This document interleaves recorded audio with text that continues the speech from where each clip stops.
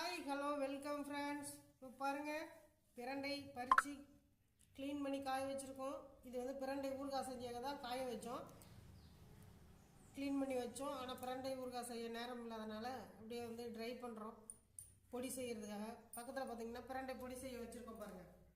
அதெல்லாம் காஞ்சி போச்சு. இன்றைக்கி பொடி செய்ய போகிறோம். அப்புறம் முடக்கத்தான் கீரை பொடி செய்ய போகிறோம். அது உள்ள கிச்சனுக்கு எடுத்துகிட்டு போயாச்சு.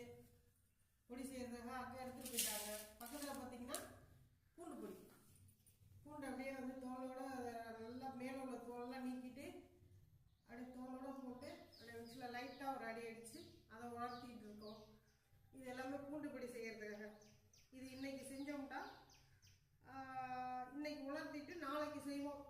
நாளைக்கு சாயந்தரத்தை செஞ்சு நாளான்னைக்கு பேக்கிங் பண்ணி திங்கட்கிழமை காலையில் மயிலாடுதுறை கலெக்டர் ஆஃபீஸில் சேல்ஸ் நடக்குது. ஸ்ரீ அமிர்தா மசாலா அண்டு பொடி வகைகள்ன்ற மாதிரி. அது பார்த்தீங்கன்னா மஞ்சள் தூள் அரைக்கிறதுக்காக மஞ்சள் வாங்கிட்டு வந்து காய வச்சுருக்கோம். மஞ்சள் பாருங்கள், நல்லா இருக்குல்ல பார்க்குறதுக்கு.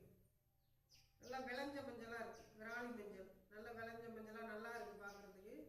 இது வந்து இன்னைக்கு முழுக்க காய வச்சுட்டு நாளைக்கு போய் மிஷினில் கொடுத்து அரைச்சிட்டு வந்துடுவோம். அதுதான். பக்கத்தில் பார்த்தீங்கன்னா முருங்கைக்கீரை. பார்த்தீங்கன்னா மாயவரத்துலேருந்து ஒரு பாப்பா ஃபோன் பண்ணி முருங்கைக்கீரை சூப் பொடி வேணும் அப்படின்னு கேட்டாங்க. அவங்களுக்காக ரெடி பண்ணுறதுக்காக இதை காய வச்சுருக்கோம். நாளைக்குள்ளே காஞ்சிருமான்னு பார்க்குறோம். காஞ்சிட்டா நல்லாயிருக்கும். அதுக்காக தான் ரெடி பண்ணிகிட்டு இருக்கோம். அந்த அக்கா ஏற்கனவே வாங்கிட்டு போய் சாப்பிட்டாங்க, முடிஞ்சு போச்சான் வாங்கிட்டு போன பொடி. அதனால அடுத்ததாக கேட்டுக்கிட்டாங்க, அவங்களுக்கு ரெடி பண்ணிக்கிட்டு இருக்கோம். இது பார்த்தீங்கன்னா அடுத்தது பார்த்தீங்கன்னா புளி, கருவேப்பிலை பொடி, முருங்கைக்கீரை பொடி, பிரண்டை பொடி செய்கிறதுக்கு அதெல்லாம் புளி சேர்க்கணும்.